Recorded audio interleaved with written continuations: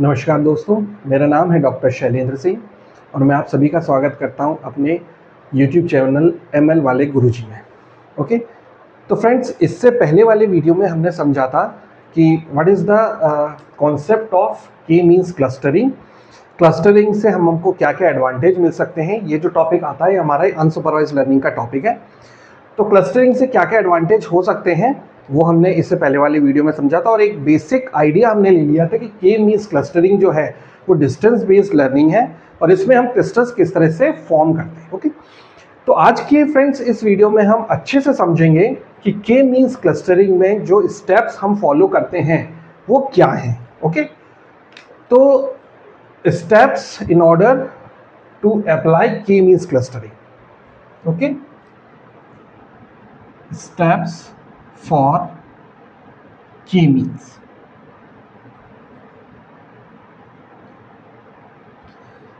Step 1. तो friends, last वाली video में जैसा हमने समझा था कि यहां पर k stands for a numerical value that represents our number of clusters. k जो है वो हमको ये बताता है कि हमारे एक्चुअली कितने क्लस्टर्स में हम अपने कंप्लीट डेटा को डिवाइड करेंगे। ओके, तो सबसे पहला स्टेप हमारा यही होता है के मीन्स क्लस्टरिंग में कि हम सबसे पहले ये डिफाइन करते हैं या डिसाइड करते हैं कि के की वैल्यू क्या होगी। Okay, select the value of के। ओके, के की वैल्यू क्या होगी ये हम यहां पर सेलेक्ट करते हैं। यहां पे एक चीज थोड़ा सा मैं आप लोगों को फ्रेंड्स बताना चाहूंगा कि के की वैल्यू कैसे डिसाइड होती है। ये इसका एक पर्टिकुलर वीडियो मैं आपको बताऊंगा इसमें कि इसमें हम एल्बो मेथड यूज करते हैं। Elbow method, okay, in order to get the optimised value of K की ऑप्टिमाइज्ड वैल्यू को फाइंड आउट करने के लिए हम एक एल्बो मेथड यूज करते हैं।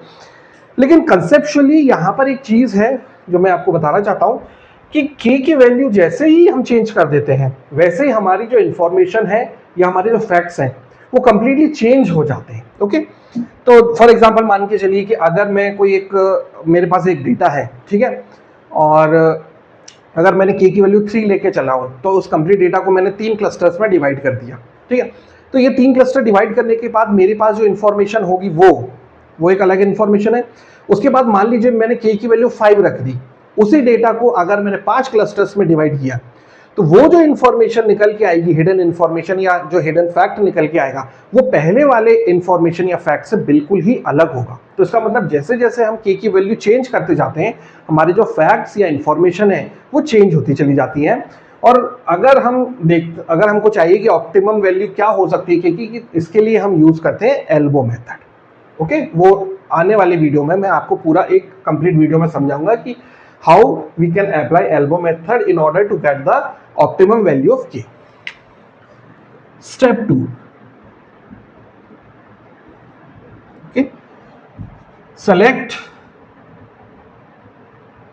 data points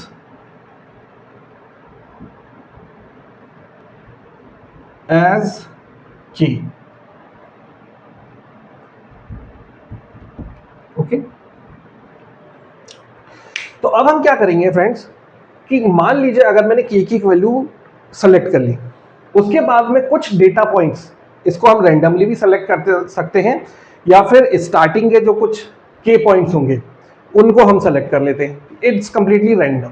ठीक है, उनको हम सेलेक्ट कर लेते हैं और उनको हम डिक्लेयर कर देते हैं as a cluster and form cluster. Fine, तो इसका मतलब हमने यहां पे क्या किया, हमने कि जितना भी लिया था उतने हमने डेटा पॉइंट सेलेक्ट करे अपने कंप्लीट डेटा में से रैंडमली और उनको ये बोल दिया कि ये हमारे क्लस्टर्स हैं। ठीक है, तो फॉर एग्जांपल मान लीजिए हमारे पास 100 डेटा पॉइंट्स हैं। ठीक है, और मैंने के की वैल्यू ली 5। ठीक, तो मैं उसी 100 डेटा पॉइंट्स में से 5 पॉइंट्स रैंडमली सेलेक्ट कर लूंगा। ठीक है, या फिर स्टार्टिंग के 5 पॉइंट्स ले लूंगा। ठीक, स्टार्टिंग के 5 पॉइंट्स ले लिए और उन 5 पॉइंट्स को मैं ये कंसीडर कर लूंगा कि वो मेरे जो 5 पॉइंट्स हैं वो मेरे क्या बन गए, वो मेरे 5 क्लस्टर्स बन गए, जिसमें कि कितने, हर एक क्लस्टर में कितने पॉइंट्स हैं, वही एक पॉइंट, और वही पॉइंट जो होगा वो मेरा डिफाइन करेगा सेंट्रॉइड। वही पॉइंट क्या हो जाएगा, सेंट्रॉइड, क्योंकि उस क्लस्टर में सिर्फ एक ही पॉइंट है, उसी पॉइंट को हम क्या कंसीडर कर लेंगे, एक क्लस्टर कंसीडर कर लेंगे। ठीक है, चलिए नाउ थर्ड। ठीक, तो अब इस तरह से हमारे क्लस्टर्स बन गए, है ना। तो मान लीजिए जैसे हमारे पास 100 का डेटा था, तो 5 पॉइंट्स हमारे निकल गए, वो हमारे क्लस्टर्स बन गए। अब हमारे पास कितने पॉइंट्स बचे, अब हमारे पास 95 पॉइंट्स बच रहे हैं। तो जो 95 पॉइंट्स हैं वो भी हमें क्या करना है, किसी ना किसी क्लस्टर को एलोकेट करना है, किसी ना किसी क्लस्टर में रखना है। तो उसके लिए अब हम क्या करेंगे, ठीक, तो उसके लिए अब मैं क्या करूंगा, स्टेप 3 में देखिएगा, फॉर न्यू पॉइंट, किसी एक नए पॉइंट की अगर मैं बात कर रहा हूं, ठीक है। अब एक मेरे पास नया पॉइंट आया है जो कि किसी क्लस्टर को मैंने एलोकेट नहीं किया है, ठीक। इवैल्यूएट डिस्टेंस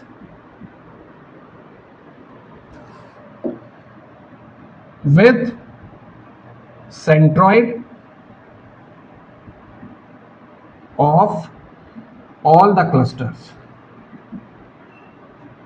ठीक है, तो जितने भी क्लस्टर्स थे मेरे, उनके जो सेंट्रॉइड पॉइंट्स थे, क्योंकि एक ही पॉइंट था उस क्लस्टर में, तो उस क्लस्टर में जो मेरे पॉइंट्स थे वो अब मैं क्या करूंगा, उन पॉइंट्स सेंट्रॉइड से, उन क्लस्टर के सेंट्रॉइड से अपना जो नया पॉइंट है मैं फाइंड आउट करूंगा डिस्टेंस। और डिस्टेंस कौन सा वाला, यूक्लिडियन डिस्टेंस। यूक्लिडियन डिस्टेंस क्या चीज होती है, यूक्लिडियन डिस्टेंस मींस व्हाट, मान लीजिए XC माइनस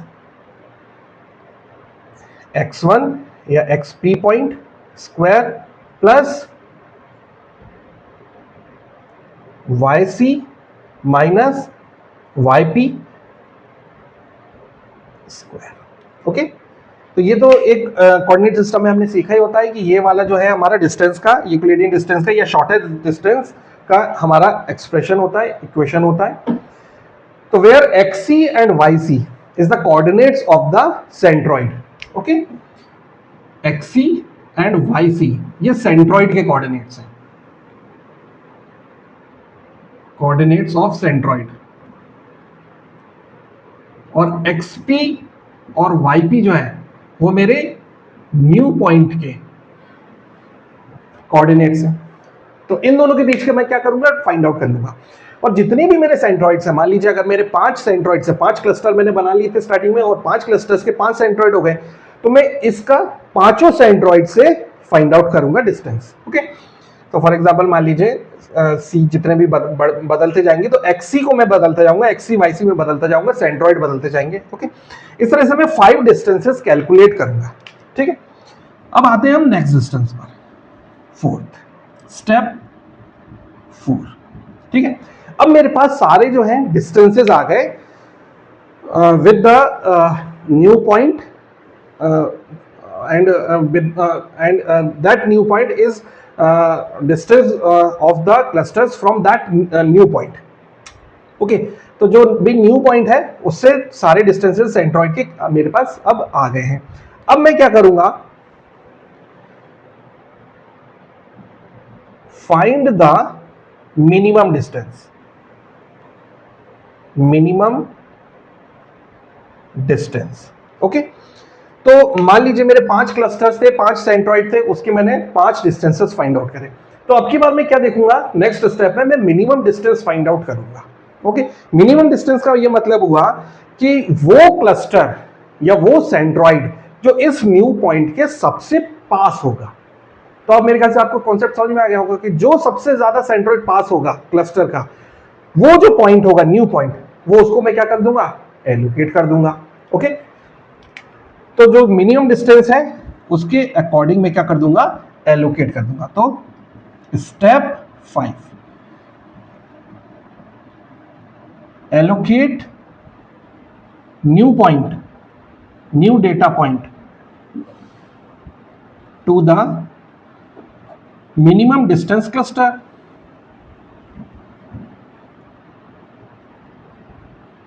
ठीक है, तो जो डिस्टेंस सबसे मिनिमम था वो क्लस्टर को मैं इस न्यू पॉइंट को एलोकेट कर दूंगा। ठीक है, तो इसका मतलब ये हुआ कि अब 5 जो क्लस्टर्स है जिसमें कि एक एक पॉइंट था, अब उनमें से एक क्लस्टर ऐसा हो गया जिसमें कि अब कितने पॉइंट्स हो गए, अब उसमें 2 पॉइंट्स हो गए। ओके, तो जैसे मैंने आपको पहले ही बताया था कि हमने सेंट्रॉइड निकाला है। Centroid is not the centre of the circle या सेंटर ऑफ द फिगर नहीं है। सेंट्रॉइड का मतलब ये हुआ कि हम फिजिकली या मैथमेटिकली कैलकुलेट कर रहे हैं कि उसका एक्चुअल जो सेंटर है वो किधर है।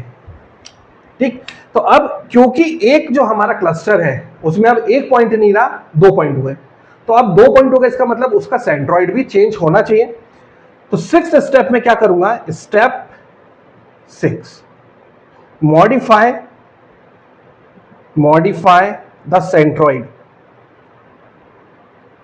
Centroid of the cluster. तो जिस क्लस्टर में एलोकेशन हुआ है, ये पॉइंट न्यू पॉइंट जिस क्लस्टर में गया है, उस क्लस्टर को मैं मॉडिफाई करूंगा। और कैसे मॉडिफाई करूंगा, सी न्यू जो हो जाएगा, उसके जो न्यू कोऑर्डिनेट्स हो जाएंगे वो देखिए किस तरह से हो जाएंगे। मैं सिर्फ एवरेजिंग कर दूंगा। दैट मींस पहले एक्सी वाईसी था, तो XC plus XP divided by 2, comma YC plus YP divided by 2। Okay, तो ये जो है मैं क्या करूंगा, इन दोनों को ऐड करके 2 से डिवाइड कर दूंगा और इन दोनों को ऐड करके 2 से डिवाइड कर दूंगा। तो ये मेरे सेंट्रॉइड आ जाएंगे, नए क्लस्टर के सेंट्रॉइड। ठीक है ना, ये नया सेंट्रॉइड आ जाएगा उसी क्लस्टर का। पहले क्लस्टर में सिर्फ एक पॉइंट था, तो वही पॉइंट था, वही सेंट्रॉइड था, लेकिन अब की बार उसी क्लस्टर में 2 पॉइंट्स हो गए, तो मैं इस तरह से एवरेज निकाल के उसका नया सेंट्रॉइड फाइंड आउट करता हूं। ठीक ना, तो ये एक नया पॉइंट जो है वो अब क्लस्टर में एलोकेट हो गया है। अब मैं क्या करूंगा, तो इसका मतलब अब की बार क्या हुआ, मान लीजिए वो एग्जांपल जो हमारा चल रहा था कि 95 पॉइंट्स बचे थे, 95 पॉइंट्स में से एक पॉइंट जो है वो अब किसी क्लस्टर को एलोकेट हो गया। तो अब हमारे कितने पॉइंट्स बच रहे हैं, 94 पॉइंट्स। तो अब मैं क्या करूंगा, इस स्टेप के बाद वापस 3rd स्टेप पे जाऊंगा। ओके, अब ये रोटेशन पे चलता रहेगा। ठीक है, अब ये रिपीटेशन में चलता रहेगा। स्टेप 3, एक नया पॉइंट जिससे कि मैं इवैल्यूएट कर दूंगा सेंट्रॉइड। ठीक है, डिस्टेंस फाइंड आउट कर दूंगा।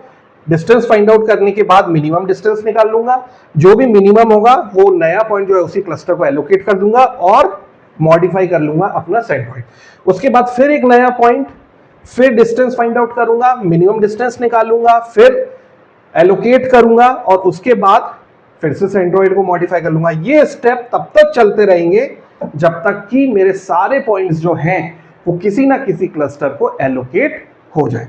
ओके, तो फ्रेंड्स आज के हमने अपनी वीडियो में ये समझा कि ये जो स्टेप्स हैं, 6 स्टेप्स, ये हमको फॉलो करने हैं in order to apply the K means clustering. ठीक है, इस तरह से हम ये देखते हैं कि जितने भी पॉइंट्स हैं वो हमारे क्लस्टर्स में डिवाइड हो गए। ठीक है, और जैसा मैंने स्टार्टिंग में बताया था कि के जो है वो स्टार्टिंग में हमको लेके चलना होता है यहाँ पर।